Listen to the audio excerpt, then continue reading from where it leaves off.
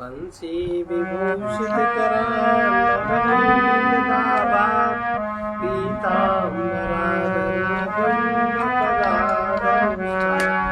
पूर्णेन्दु सुंदर मुखा कृष्णा परम अब ये वाला चैप्टर है शरीर के अंदर चिदाभास और कूटस्थ। शरीर के अंदर हम कैसे पहचाने चिदाभास और कूटस्थ। इसकी हेडिंग है शरीर के अंदर चिदाभास और कूटस्थ। आभास ब्रह्मणि देहात् बहिर्यद्वद् विवेचिते तद्वदाभास कूटस्थौ विविच्येतां वपुष्यति।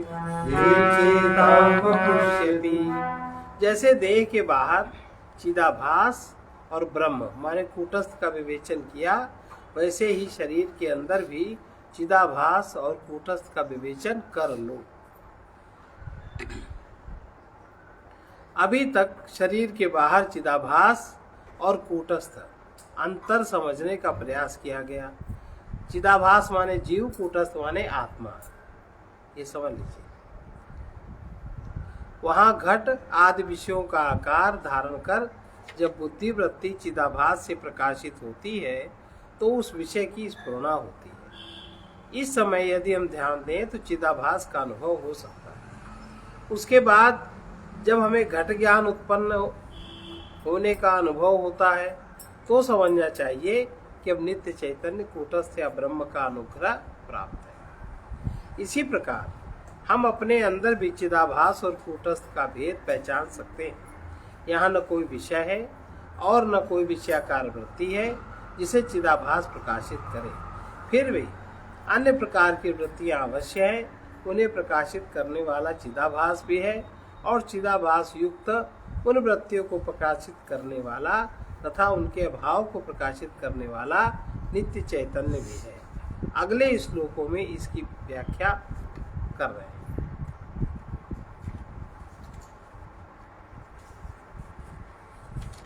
अहं वृत्तौ चिदाभासा काम क्रोधादिकेषु च संव्याप्य वर्तते तप्ते लोहे वैर्यथा तथा जैसे तप्त लौह में अग्नि सर्वत्र व्याप्त रहती है। लोहे का गोला है, उसमें अग्नि सर्वत्र व्याप्त है। उसी प्रकार चिदाभास अहंग वृत्ति में और काम क्रोध आदि वृत्तियों में व्याप्त रहता है। चिदाभास हमारे अंदर विषयाकार वृत्तियां न हो तो भी अहंकार आदि की वृत्तियां तो रहती ही हैं। मैं करता हूं, मैं जो करूंगा उसको मैं भोगूंगा, इस प्रकार की वृत्तियां हैं।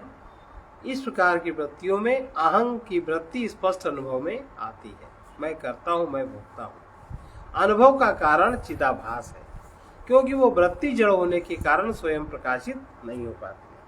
अहंग वृत्ति जड़ है, जड़ होने के कारण स्वयं प्रकाशित नहीं होती। इसमें चिदाभास है, इसलिए ये वृत्ति काम करती है।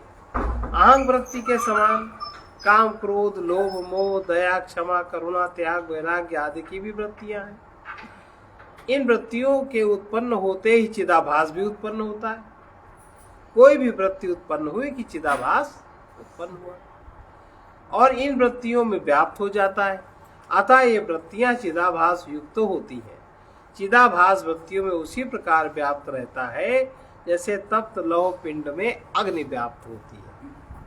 अग्नि से तप्त होकर लोहा लाल हो जाता है और वो लोहा अंधेरे में भी चमकने लगता है। तो जब ये वृत्तियां जागृत होती हैं और जब इनके साथ चिदाभास जुड़ता है तो ऐसा लगता है यही सारी वृत्तियां सब कुछ कर लेंगी, इनमें बहुत दम है। लगता है कि नहीं लगता? स्वमात्रं भासये तप्तं लोहं नान्यत् कदाचन एवमाभास सहिता सहित वृत्तया स्वास्वाभाविका जब से तप्त लौह पिंड केवल अपने को प्रकाशित करता है, अन्य किसी को प्रकाशित नहीं करता, उसी प्रकार चिदाभास युक्त वृत्तियां केवल अपने आप को ही प्रकाशित करती हैं, किसी दूसरे को प्रकाशित नहीं करती। दीपक का प्रकाश केवल स्वयं दीपक को प्रकाशित करता है और उसके पास रखे घट आदि को भी प्रकाशित करता है, किंतु लाल तप्त लौह पिंड केवल अपने को प्रकाशित करता है, वो घट आदि किसी अन्य वस्तु को प्रकाशित नहीं करता। इसी प्रकार हमारे अंदर जब अहंग वृत्ति या दया वृत्ति जैसी कोई वृत्ति उत्पन्न होती है तो उसी के साथ चिदाभास उत्पन्न होकर केवल उसी वृत्ति को प्रकाशित करता है। उस समय जैसी वृत्ति होती है उसमें व्याप्त चिदाभास उस समय उसे प्रकाशित करता है, उस चेतना से अन्य कुछ भी प्रकाशित नहीं होता, चिदाभास से अन्य कुछ भी प्रकाशित नहीं होता। दो वृत्तियों के बीच की संधि को भी चिदाभास प्रकाशित नहीं करता, उसका प्रकाशक कूटस्थ या साक्षी चैतन्य है। क्रमादि विच्छिद्य विच्छिद्य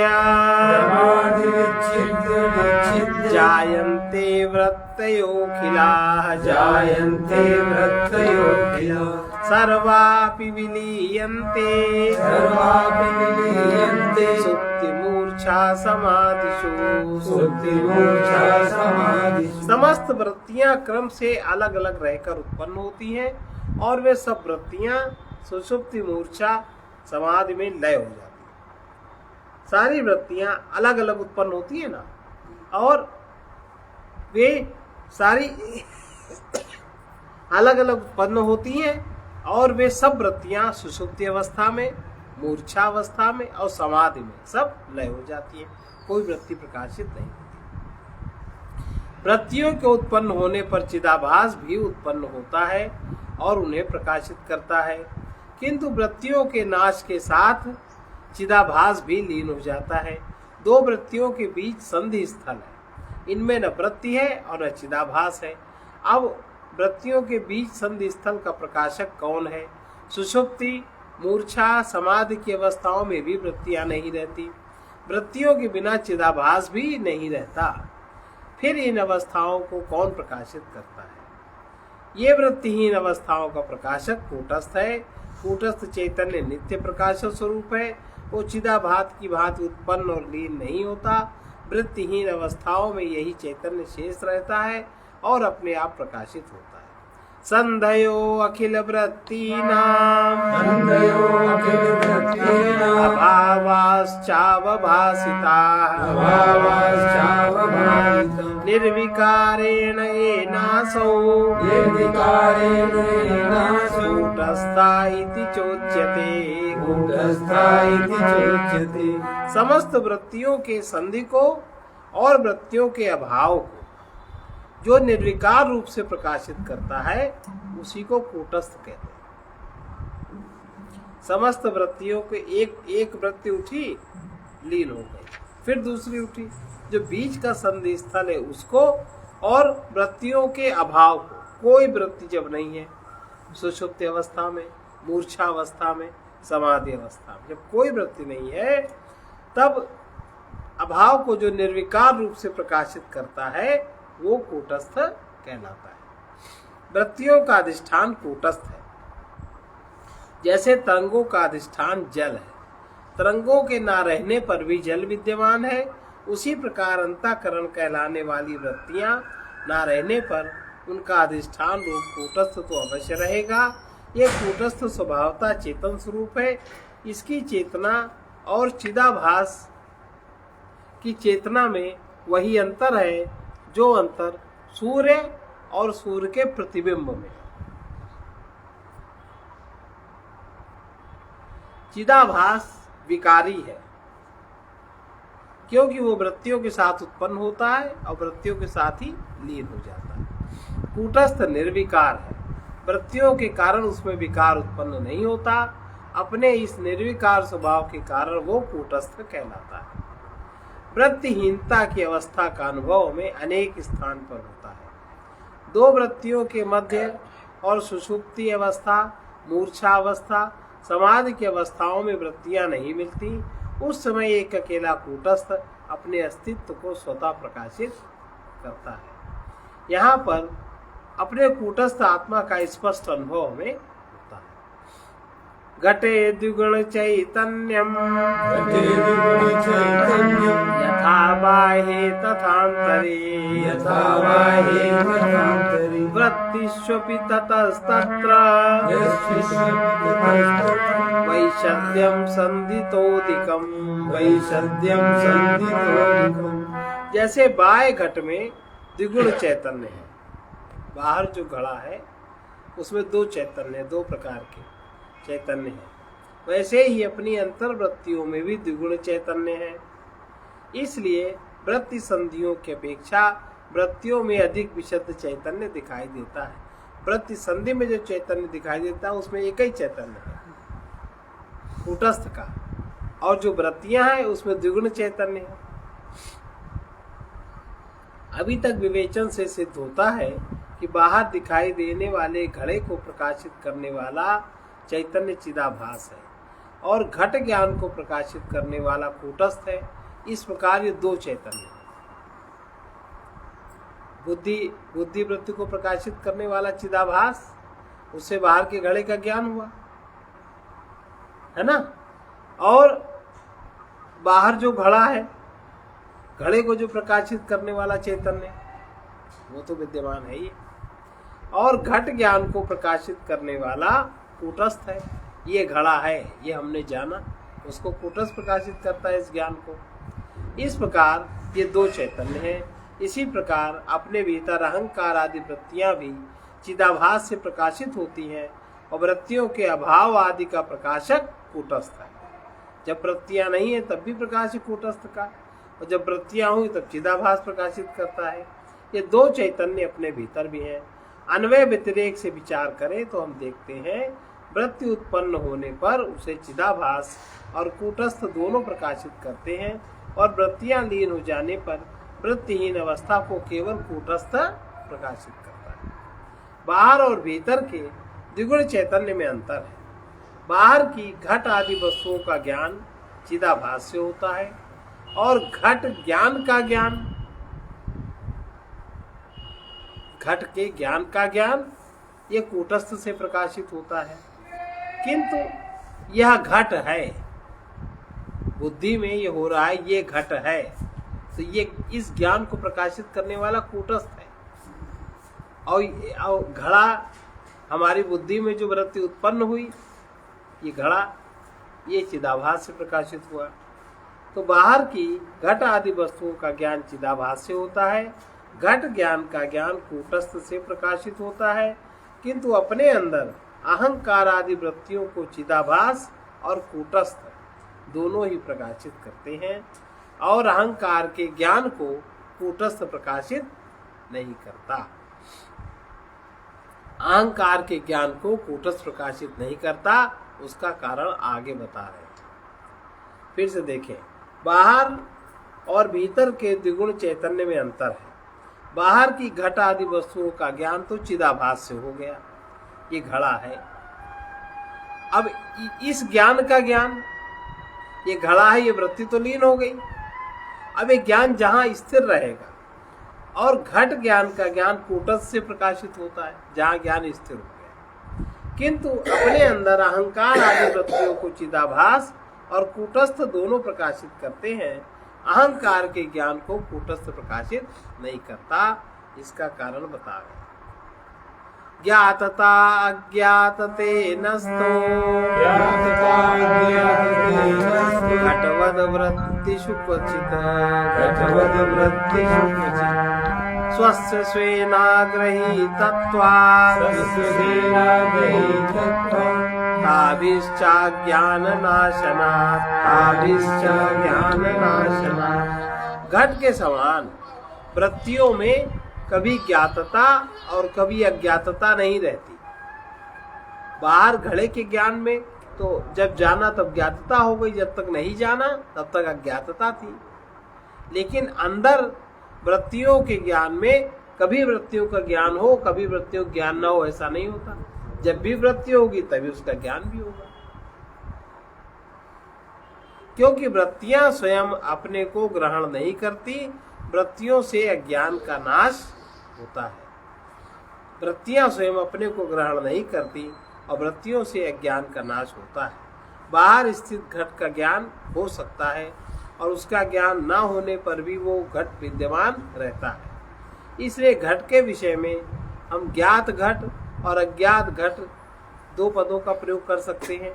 यह स्थिति अपनी आंतरिक वृत्ति के साथ नहीं है। यदि हमारे अंदर क्रोध की वृत्ति है तो उसमें ज्ञातता और अज्ञातता का प्रश्न नहीं उत्पन्न होता। वृत्ति उत्पन्न होने के साथ चिदाभास भी उत्पन्न होगा और वो उसे अवश्य प्रकाशित करेगा। अतः अज्ञात क्रोध की वृत्ति नहीं हो सकती, क्रोध की वृत्ति ज्ञात ही हो सकती है। इस प्रकार जब क्रोध आदि आंतरिक वृत्तियों में ज्ञातता अज्ञातता का भेद नहीं हो सकता तो उसके प्रकाशक कूटस्थ की भी आवश्यकता नहीं। इसका यह तात्पर्य नहीं है कि आंतरिक वृत्तियों के उत्पन्न होने पर कूटस्थ ही नहीं रहता, वो तो सदा विद्यमान ही रहता। उसके विद्यमान होने पर ही वृत्तियां प्रकाशित होती हैं, इसलिए वो तो सदा विद्यमान है, इसलिए वो वृत्तियों के उत्पन्न होने और लीन होने को प्रकाशित करता है। कूटस्थ तो सदा विद्यमान रहता है, वो वृत्तियों के उत्पन्न होने और उनके लीन होने को प्रकाशित करता है। फिर से देखें, क्रोध आदि आंतरिक वृत्तियों में ज्ञातता अज्ञातता का भेद नहीं हो सकता तो उसके प्रकाशक कूटस्थ की भी आवश्यकता नहीं है। इसका तात्पर्य यह नहीं है कि आंतरिक वृत्तियों के उत्पन्न होने पर कूटस्थ ही नहीं रहता, वो तो सदा विद्यमान है, इसलिए वो वृत्तियों के उत्पन्न होने और उनके लीन होने दोनों को प्रकाशित करता है। घट आदि का ज्ञान कराने वाली वृत्तियों में भी अज्ञातता स्वीकार नहीं की जा सकती। यदि इन वृत्तियों में भी अज्ञातता हो तो वो घट के अज्ञान का नाश करने में समर्थ नहीं होगी। इसलिए वृत्तियों में अज्ञान की व्याप्ति नहीं होती, केवल फल व्याप्ति होती है, माने चिदाभास होता है जिसके द्वारा वस्तु का ज्ञान होता है।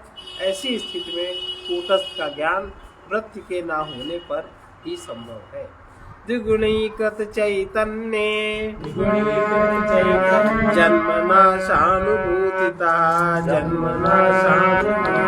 अकूटस्थं तदन्यत्तु कूटस्थं अविकारितः। दो प्रकार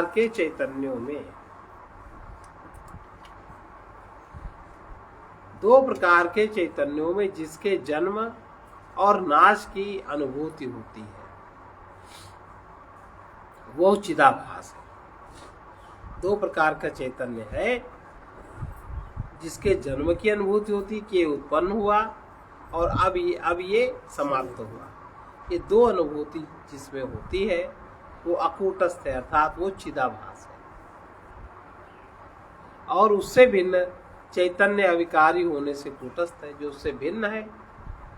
उसी वृत्तियां उत्पन्न हुई, उसी वृत्तियां लीन हुई, और जो वृत्तियों के साथ उत्पन्न हुआ वृत्तियों के साथ लीन हो गया, नहीं रहा वो, तो वो चिदाभास है। और उससे भिन्न चैतन्य अविकारी होने से कूटस्थ है। अब तक के विवेचन से ये स्पष्ट है कि चेतना दो प्रकार की है, एक तो शुद्ध आत्मा और दूसरी चिदाभास। चिदाभास आत्मा का प्रतिबिंब है। बुद्धि वृत्तियों में आत्मा की प्रतिबिंबित चेतना चिदाभास कहलाती है। बुद्धि वृत्तियों में आत्मा की प्रतिबिंबित चेतना चिदाभास कहलाती है। प्रतिबिंब का माध्यम न होने पर चिदाभास भी नहीं। अगर वृत्तियां नहीं रहेंगी तो कोई चिदाभास नहीं रहेगा। इसीलिए योगस चित्त वृत्ति निरोधा। बुद्धि वृत्तियों में आत्मा की प्रतिबिंबित चेतना चिदाभास कहलाती है। प्रतिबिंब का माध्यम न होने पर चिदाभास भी नहीं रहता, इसलिए चिदाभास उत्पन्न और नष्ट होने वाला है। बनने और बिगड़ने वाली वस्तु विकारी कहलाती है, इसलिए चिदाभास भी विकारी है। विकारी वस्तु कूटस्थ नहीं होती। यही कारण है आचार्य उसे अकूटस्थ कहते हैं। जो विकारी है, चिदाभास है, वो अकूटस्थ है। दूसरा चैतन्य शुद्ध आत्मा है। जो आत्मा है वो दूसरा चैतन्य है। वो अपनी सत्ता से बिंब रूप स्वतः विद्यमान है। उसकी उत्पत्ति और लय नहीं होता। वो सदा निर्विकार है। ऐसी निर्विकार वस्तु को कूटस्थ कहते हैं। लोहार की न्यायी निर्विकारिता का उदाहरण है। वो अन्य विकारी वस्तुओं का अधिष्ठान भी है। इसी प्रकार शुद्ध आत्मा बुद्धि वृत्तियों का अधिष्ठान है और स्वतः वो निर्विकार है, इसलिए उसे कूटस्थ कहते हैं। अंतःकरण तद्वृत्ति साक्षित्यादावनेकधा कूटस्थ एव सर्वत्र पूर्वाचार्य विनिश्चितः। अब कूटस्थ को आप कैसे पहचानेंगे?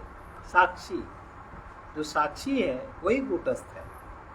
पूर्वाचार्य माने शंकराचार्य आदि अंतःकरण तद्वृत्ति साक्षी इत्यादि वाक्यों से अनेक प्रकार से सर्वत्र कूटस्थ का इन्होंने निश्चय किया।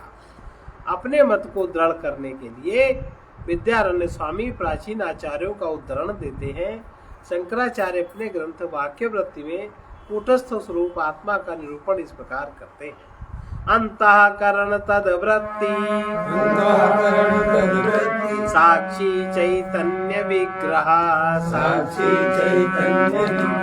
आनंद रूप सत्य सन् किं नात्मानं प्रपद्यते।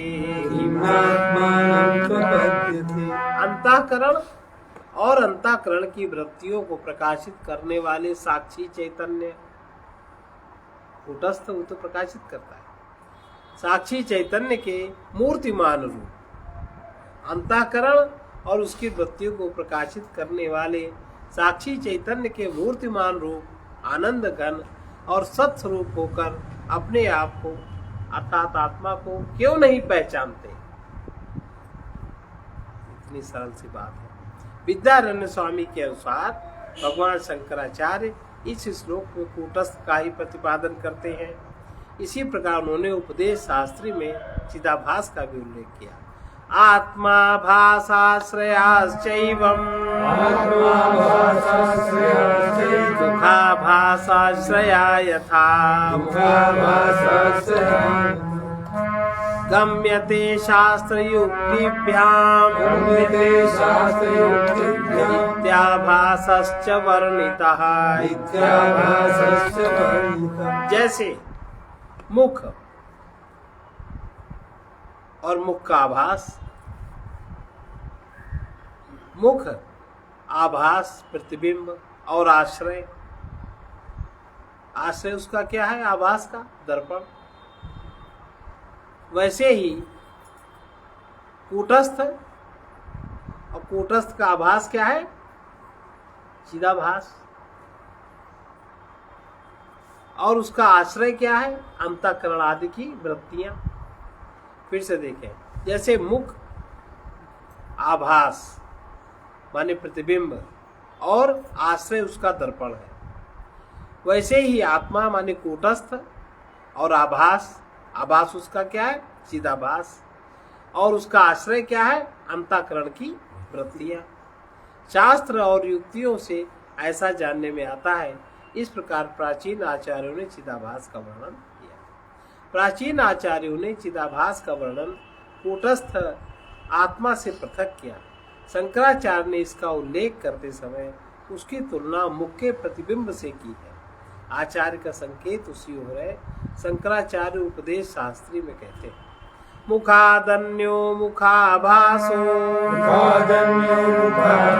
यथा दर्शानुकारतः आभासान् मुखप्येवमा दर्शनानुवर्तना अहंकृत्यात्मनिर्भासो मुखाभासावदिश्यते मुखवत् स्मृत आत्मान्यो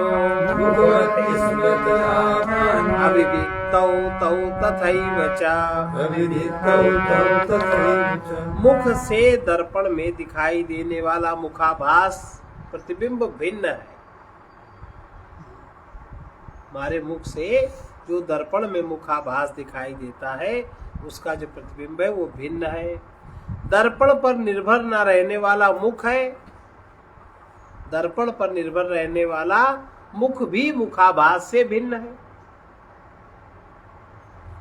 दर्पण पर निर्भर न रहने वाला मुख भी मुखाभास से भिन्न है। इसी प्रकार अहंकृति में आत्मा का भास अर्थात चिदाभास भी आत्मा से भिन्न है और आत्मा भी चिदाभास से भिन्न है।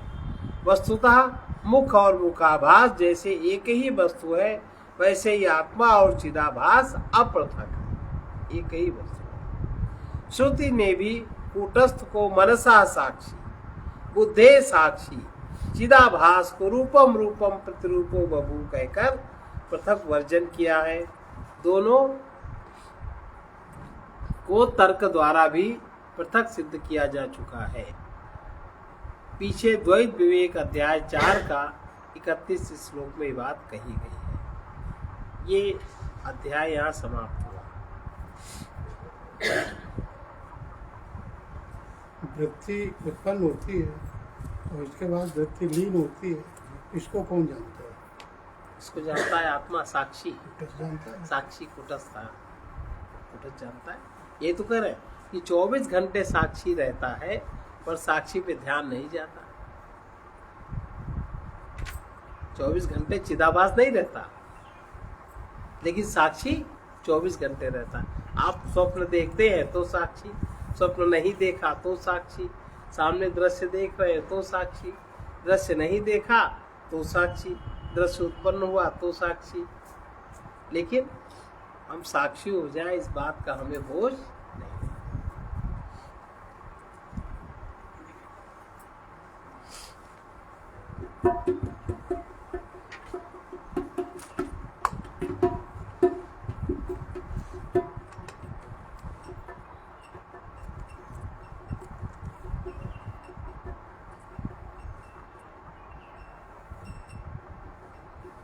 प्रभु भूले हुए को राह दिखाते जाना, प्रभु भूले हुए को राह दिखाते जाना। मोह माया से मुझे नाथ छुड़ाते जाना, मोह माया से मुझे नाथ छुड़ाते जाना।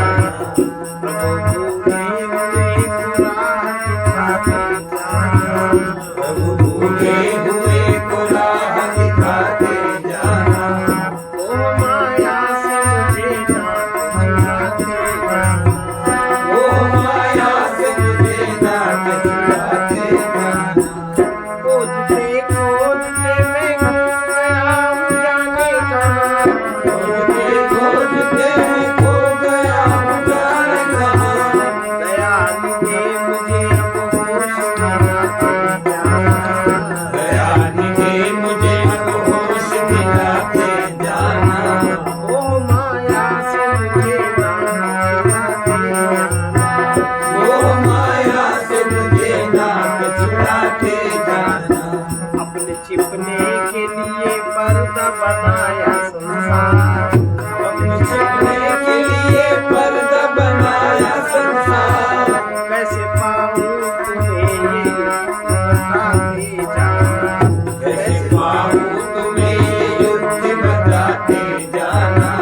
प्रभु भूले हुए को राह दिखाते जाना, प्रभु भूले हुए को राह दिखाते जाना। मोह माया से मुझे नाथ छुड़ाते जाना, मोह माया से मुझे नाथ छुड़ाते जाना। ध्यान वो जो न भूले निश्चित भगवन, ज्ञान को कि न भूलो तुम्हें जिस दिन भगवन। मगन रहूं को लगन अपनी सिखाते जाना, मगन रहूं लगन अपनी सिखाते जाना। मोह माया से मुझे नाथ छुड़ाते जाना, मोह माया से मुझे नाथ छुड़ाते प्रभु भूले हुए पुराण दिखाते जाना। प्रभु भूले हुए पुराण दिखाते जाना। ओ माया से मुझे ना मोह माया से मुझे नाथ छुड़ाते जाना। यहाँ वहाँ कहीं कुछ है तो बस तुम्हारा खेल। यहाँ वहाँ कहीं कुछ है तो बस तुम्हारा खेल। छिपो ना अब सदा तुम दस्त में आते जाना। छिपो न अब सदा तुम दृष्ट में आते जाना। प्रभु भूले हुए पुराण प्रभु भूले हुए पुराण दिखाते जाना। ओ माया से मुझे ओ माया से मुझे नाथ छुड़ाते जाना। चाहे कैसा भी हो पर अब तो आप ही काम। चाहे कैसा भी हो पर अब तो आप ही काम। गुरु चरण में अब नाथ निभाते जाना। पति गुरु शरण में नाथ निभाते जाना। प्रभु भूले हुए पुराण प्रभु भूले हुए पुराण दिखाते जाना। ओ माया से मुझे ओ माया से मुझे नाथ छुड़ाते जाना। इसका संत वचन है, जो कुछ मिला है उसे अपना न मानो। अपना मानने से ही मोह लोभ अभिमान परिपुष्ट होते हैं। सब कुछ परमेश्वर की दया से मिला हुआ समझने पर मोह लोभ आदि विकार मिटते हैं। सर्वे भवन्तु सुखिनः। सर्वे भवन्तु सुखिनः। सर्वे सन्तु निरामयाः। सर्वे सन्तु निरामयाः। सर्वे भद्राणि पश्यन्तु। सर्वे भद्राणि पश्यन्तु। मा कश्चित् दुःखभाग् भवेत्। मा कश्चित् दुःखभाग् भवेत्। कृष्णाय वासुदेवाय कृष्णाय वासुदेवाय हरे परमात्मने हरे परमात्मने प्रणतक्लेशनाशाय गोविन्दाय नमो नमः। असतो मा सद्गमय तमसो मा ज्योतिर्गमय मृत्योर्मामृतं गमय। पूर्णमदः पूर्णमिदं पूर्णात् पूर्णमुदच्यते पूर्णस्य पूर्णमादाय पूर्णमेवावशिष्यते। ओम शांति शांति शांति।